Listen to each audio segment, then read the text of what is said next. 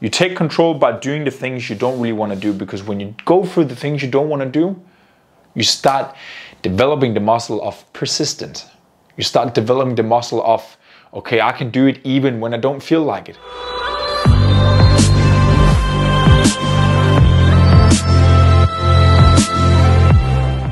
We're going to talk about how you can reduce fear and take control in 60 seconds. So, me actually doing this live stream here right now, like I could actually experience a little bit of fear right now.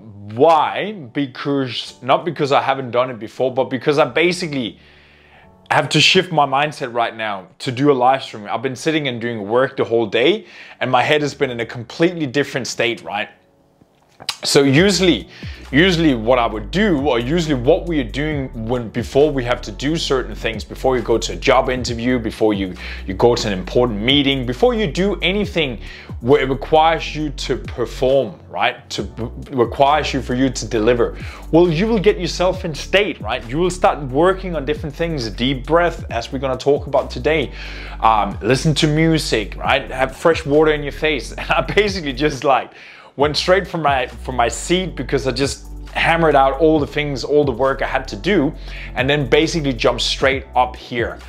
But I was actually on the phone with a new client today, and we talked about you know, emotions, how you're taking control. And she asked me, like, Simon, how are you controlling yourself, and how are you doing things even when you don't feel like it?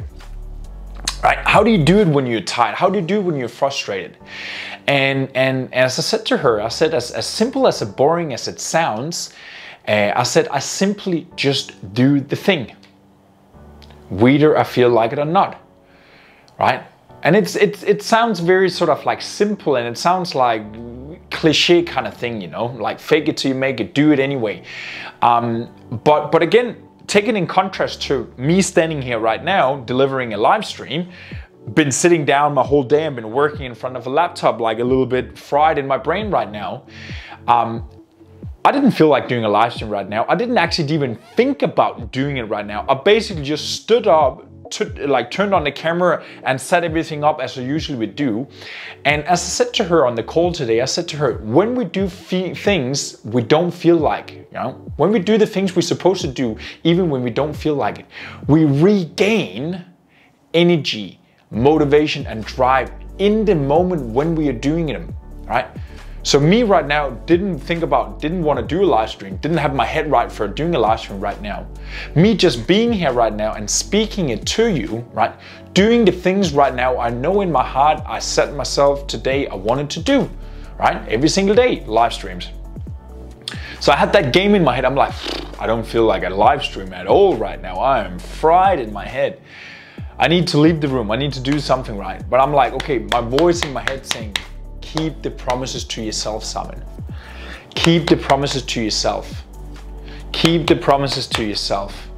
As simple as it sounds, whatever you're taking away from what I'm saying, take away those small things that make sense for you, right? Keep the promises to yourself is a very, very simple thing to do, right? So when you commit to something and say, okay, this is what I'm doing, and you can develop the muscle of keeping the promises to yourself even when you don't feel like it, right? Energy, motivation, like belief in yourself, belief about you can see it all the way through. You can be consistent, you can be driven, you can be motivated, comes from that, right? So how do you take control? You do it anyway, right? You take control by doing the things you don't really want to do, because when you go through the things you don't want to do, you start developing the muscle of persistence. You start developing the muscle of, okay, I can do it even when I don't feel like it, right? I can do it even when I feel fear. I'm gonna share with you basically 3 things that you can do in the moment when you are feeling fear, right? So the first point, what I want you to do, so let us say we're in a moment right now where you feel fear. You might have anxiety for whatever, going into an elevator, speaking on stage, approaching the guy or the girl at the gym, speaking up in a meeting, going into a gym for the first time. Whatever you got fear in, right? The first point I want you to do is stop and observe. Stop and observe. And what I basically mean by that is that a lot of the times when we're having a fear, right? We are in the fear. We are in the situation. I think that there's there's two kind of people. People that tend to have depressions, or people that tend to have anxiety. I'm personally in the anxiety category, right? And what is the anxiety category? Anxiety category is the people that worry about the future. The depression category is the people that can't really get rid of the past, right? They're living in the past. They're blaming themselves. They're blaming someone else. It was because of that relationship 5 years ago that I'm not able to find a new partner today. They're in the past. Where people with anxiety, myself, right? I could experience fear quite highly. Anxiety is like we're worrying about the future. What will happen at that meeting? What will happen, in 6 months? What will happen, if I don't do that, or if I do that, right? What we need to do, either or, depression or anxiety people. Just for a moment, top that down on your notes if you're taking note right now. What are you tend to do? Do you worry about the past, or do you worry about the future? Right? Just be clear. Just think about that for yourself. But what I want you to do here now, so let us say, okay, you're sitting and you're catching yourself, because that's the hardest part for people to actually do in the situation of fear. It's catch themselves.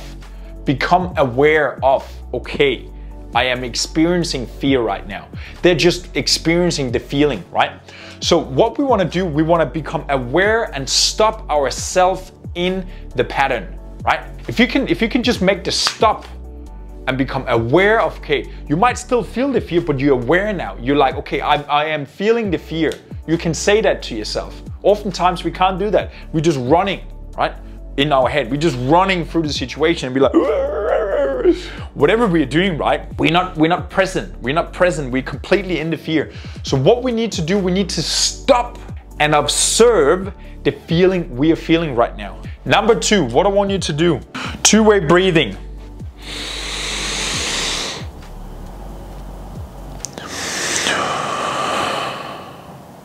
Two seconds in through your nose, hold it for 2 seconds, and 2 seconds out through your mouth. Whatever situation you are in,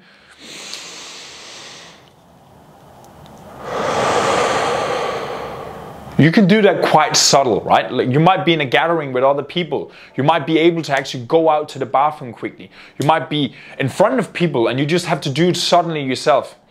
When you stop up and you take a deep breath, right? You send signal to your brain, right? You get fresh oxygen into yourself. We can now release that fear. It's almost like it sits on you, right? It's like you're observing the fear, come to yourself,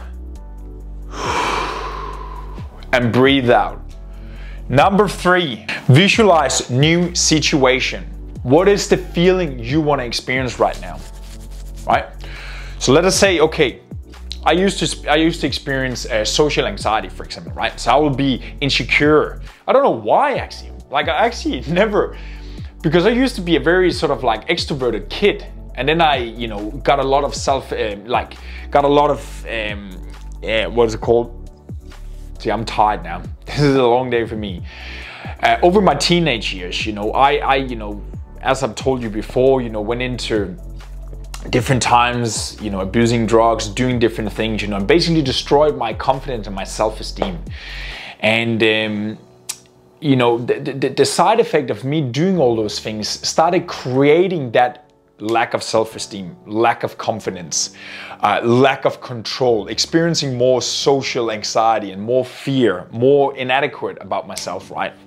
So if I would be in a social situation where I start feeling that thing there, right? Well, I would start teaching myself those 3 things here, right? How can I now stop and become aware, right? Could it be like tap yourself on the arm? I had a wristband sometimes, I snap myself. So let's say I'm in a social gathering here right now. I'll be like, okay, I'm experiencing fear right now. I'll be like, okay, snap yourself out.